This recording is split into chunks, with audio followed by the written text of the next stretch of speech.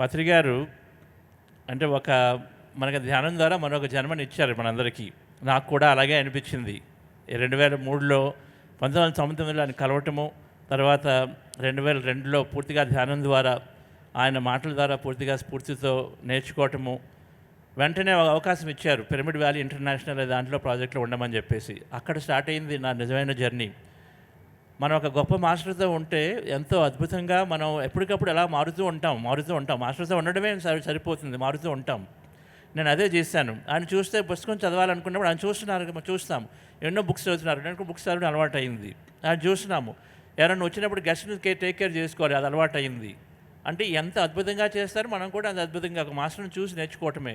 ఆయనటువంటి Zen master యొక్క గొప్పతనం ఏంటంటే ఎప్పుడూ కూడా మన డైరెక్ట్ ఎక్స్పీరియన్స్ ఇస్తారు. సో ఆ విధంగా ఆయన జర్నీ సాగుతూ ఉంటూ పిరమిడ్ వ్యాలీ అసలు ఈ ప్రాజెక్టు జరుగుతుందా అనేటువంటి ఎన్నోసార్లు సిచ్యువేషన్స్ ఉన్నప్పుడు ఆయన ఇచ్చినట్టు ధైర్యము, మనం ఉన్నది సమస్యల నుంచి పారిపోకూడదు. మార్నింగ్ చెప్పారు శ్రేయాన్ దాగా గారు, ఒకసారి సమస్యల నుంచి పారిపోకూడదు అని చెప్పేసి నిత్యము కూడా ఒక ప్రాజెక్టు మనం తీసుకుంటే ఎంతైనా ఉంటుందనేది ఈ పిరమిడ్ వ్యాలీలో, తర్వాత బుద్ధాసేవలో కూడా మేము చూస్తూనే ఉన్నాం. సమస్యలు ఎన్నో వస్తాయి. మొన్న జీసీఎంఎల్ అని చెప్పేసి సెకండ్ గ్లోబల్ కాన్ఫరెన్స్, దానికి ₹1 కోటి కావాలి. స్టార్ట్ చేసేసాం ప్రోగ్రామ్. వైస్ ప్రెసిడెంట్ ఆఫ్ ఇండియాతో భారత్ మండపం ఢిల్లీలో చేయడం మొదలుపెట్టాం. కానీ మన డొనేషన్ డబ్బులు ఎక్కడి నుంచి వస్తాయి సడన్గా రావాలంటే? అది సమస్య అనుకుంటే అక్కడితో అయిపోతుంది. ఇంకా 5 రోజులు ఉండగా 400 మంది రిజిస్ట్రేషన్స్ అయ్యాయి. ఇంకా మనం 1000 మందికని ప్లాన్ చేస్తున్నాము. ఇంకా 5 రోజులే ఉంది. కానీ సమస్య నుంచి పారిపోకూడదని ముఖ్యంగా ప్రతిసారి నేర్చుకోవడం వల్ల ఎప్పుడైతే సమస్య మీద దృష్టి పెట్టకుండా మనం ఏది అనుకుంటున్నామో దాని మీద దృష్టి పెడితే ఆ కాన్ఫరెన్స్ అయ్యేసరికల్లా 1200 మంది అయ్యారు కాన్ఫరెన్స్కి. అంటే మనము ఒక ధైర్యంగా ఉండాలి అనేది మనం పత్రికగా నేర్చుకొని ముందుకు వెళ్ళటమే నేర్చుకున్నాం డే ఫ్రెండ్స్. ఆ విధంగా ఆయన ఒకరోజు 2015లో పిలిచి, నాయకులకి మనం ధ్యానం ఇస్తే నాయకుల దగ్గర రిసోర్సెస్ అన్నీ ఉన్నాయి, ఎన్నో రిసోర్సెస్ ఉన్నాయి. ఒక మెన్ ఉంది, అంటే మనుషులు ఉన్నారు, మెటీరియల్ ఉంది, వాళ్ళ అన్ని ఇన్స్ట్రుమెంట్స్ ఉంటాయి, అలాగే డబ్బులు ఉంటాయి, అన్నీ ఉంటాయి వాళ్ళ దగ్గర, జ్ఞానం ఉంటుంది. సో వాళ్ళకి ధ్యానం ఇస్తే చాలా తొందరగా మనము అందరికీ ధ్యానం చేయొచ్చు నాయన. సో నువ్వు బుద్ధా శివ అని చెప్పి స్టార్ట్ చేయమని 2015లో చెప్పటము.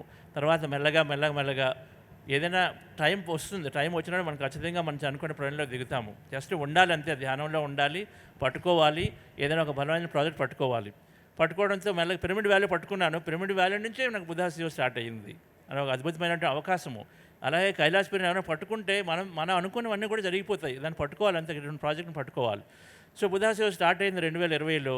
సో దాని నుంచి సాగర్ గారు, నెక్స్ట్ ఏమో ఇక్కడ ఉన్నటువంటి అందరూ కూడా ఎంతో అద్భుతంగా వర్క్ చేస్తూ మనము చాలా గర్వంగా అంటాం మనం. ఎందుకంటే ఎంతోమంది నాయకులకి planning commission member, Indian planning commission మెంబర్లో ఆయనకి ఎంతో చక్కగా ధ్యానం నేర్పాము.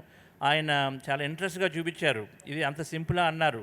సో అంటే అందరికీ వెళ్తోంది ఇది. ఖచ్చితంగా మనం ఈ సంవత్సరము 3rd గ్లోబల్ కాన్ఫరెన్స్ అని చెప్పేసి మనం ఢిల్లీలో చేసుకోబోతున్నాం, భారత మండపంలో. Last time vice president of India గారు వచ్చారు, దాజీ గారు వచ్చారు. ఈసారి president of India and Shri Ravishankar గారిని మనం ఇన్వైట్ చేశాము. ఖచ్చితంగా మన కాన్ఫరెన్స్కి వస్తారు.